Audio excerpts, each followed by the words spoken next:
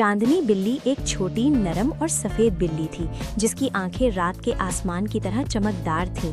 सब बिल्लियां और जानवर इसकी खूबसूरती के किस्से सुनाते, लेकिन चांदनी बिल्ली के पास एक खास ताकत थी जो किसी ने भी नहीं देखी थी। जब वो रात को अपनी छोटी सी नीली बिस्तर पर लेटते, इसके ख्वाब इतने रंगीन और जादुई हो जाते कि जैसे पूरा जंगल रंगों की रोशनी में नहा रहा हो।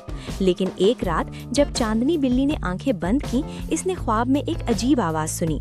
क्या तुम खुद रंगीन हो सकती हो या सिर्फ दूसरों को खुश करती रहोगी? चांदनी बिल्ली हर रात अपने ख्वाबों में जाती और वहाँ छोटी छोटी बिल्लियों को खूबसूरत रंगों से रंग कर देती। एक बिल्ली को नीले बादलों के रंग में, एक को सूरज की सुनहरी रोशनी में और एक को फूलों के खुशबूदार रंगों में। बिल्लियाँ खुश होती और चमचमाती हुई अपनी दुमें हिलाती। जंगल के हर कोने में खुशी की लहरें फैल जाती। चांदनी बिल्ली को देखकर सब कहते, वाह, ये तो जादू की बिल्ली है।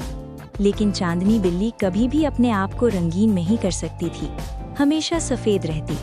एक दिन ख्वाब में वो एक नया बिल्लियों का शहर पहुंची, जहां सब बिल्लियां उदास थीं। रंगीन ख्वाब की ताकत वहां खत्म हो गई थी।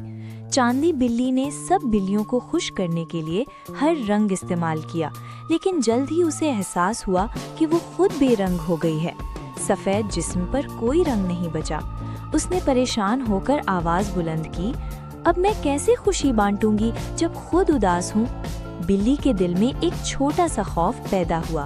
बिल्ली ने अपने ख्वाबों के जादू की गहराई में छानबीन की। उसने देखा कि हर रंग जो वो दूसरों को देती थी, वो असल में उसकी मोहब्बत और खुशी की अक्कासी था। अगर चांदनी बिल्ली खुद उदास होगी तो रंग कम हो जाएंगे। तब उसने फैसला किया कि वो सबके लिए सिर्फ रंग न दे, बल्कि अपने लिए भी खुशी तलाश करे।